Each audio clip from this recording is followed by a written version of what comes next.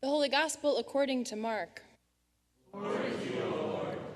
Jesus began to teach them that the Son of Man must undergo great suffering and be rejected by the elders, the chief priests, and the scribes, and be killed, and after 3 days rise again. He said all this quite openly.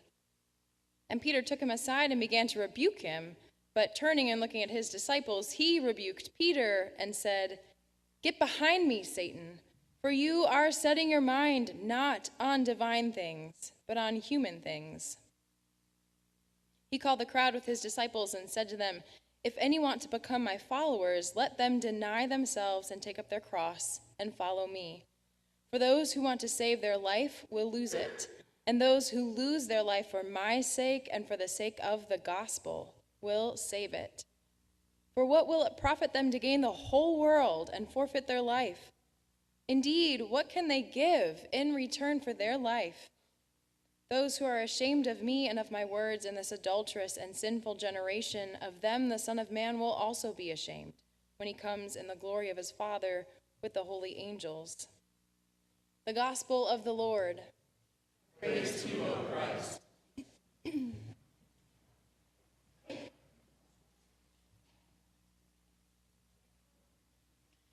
There are 68 crosses, or images of crosses, in this sanctuary. At least that's how many I counted this last week, so I could be off by 1 or 2. And that doesn't include the ones around our necks or on bracelets. It doesn't include the crosses on our hymnals or worship folders. It also doesn't include the crosses not visible, but ever marked on the foreheads of all who have been baptized who are here today. What do we think of when we see these crosses? I would imagine many of us think of Christ's sacrifice. We think of Christ's death and resurrection. We think of the promise of new life. We think of Christ's victory over death. We think of the greatest sacrifice ever made. We might feel guilty, sad, joyful, hopeful, or awestruck. These are all legitimate thoughts and feelings. There's nothing wrong with feeling the individual impact of the cross in our lives and on our futures. But I fear if this is where it stops. I fear because then we run the risk of cheapening God's grace that comes to all people through the cross.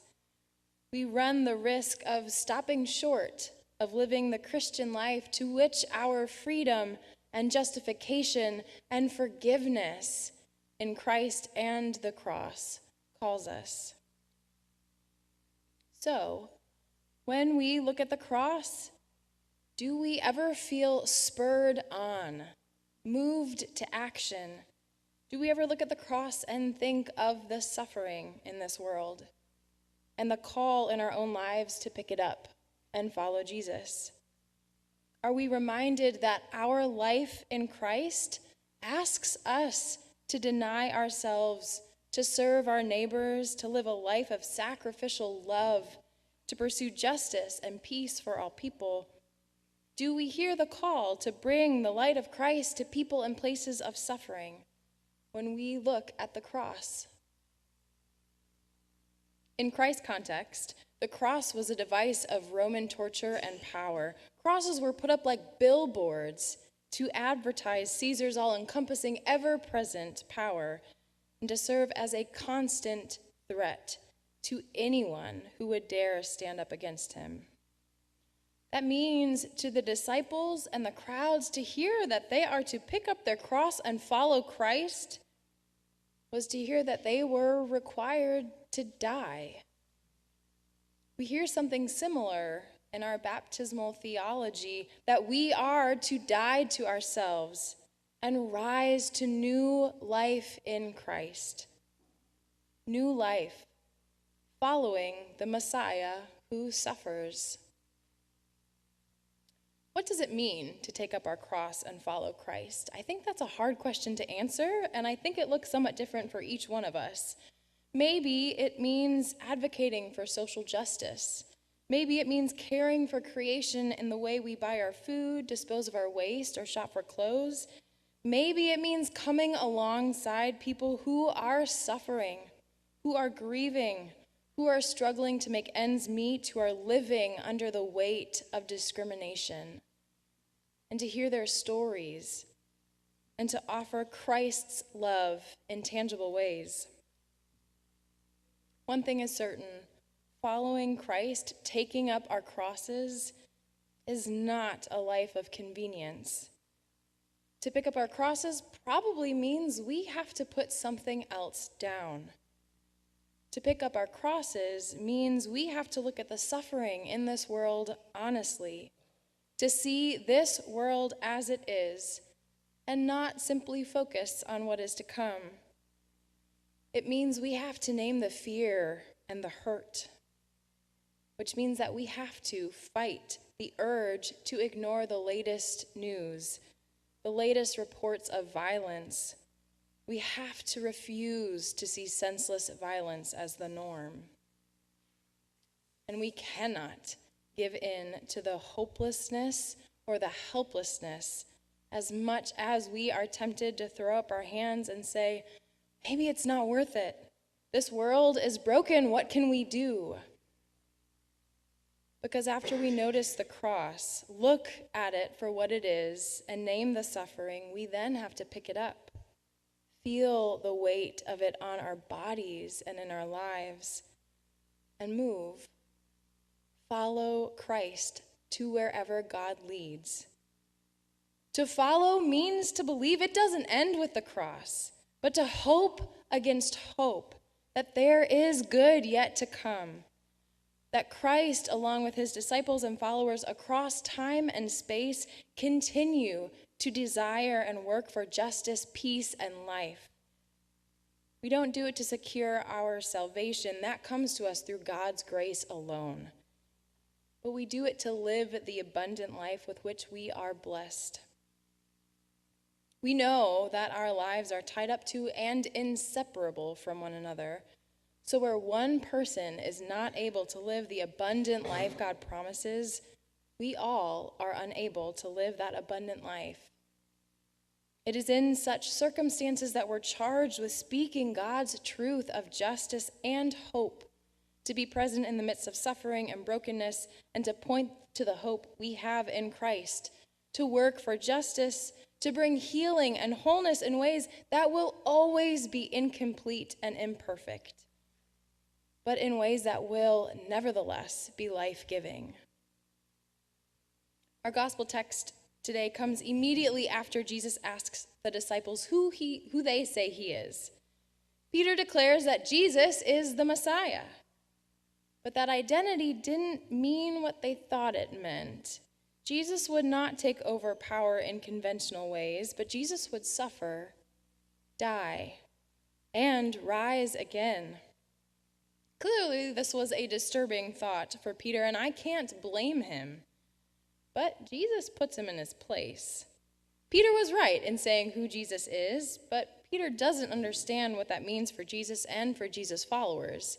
That connection was missing.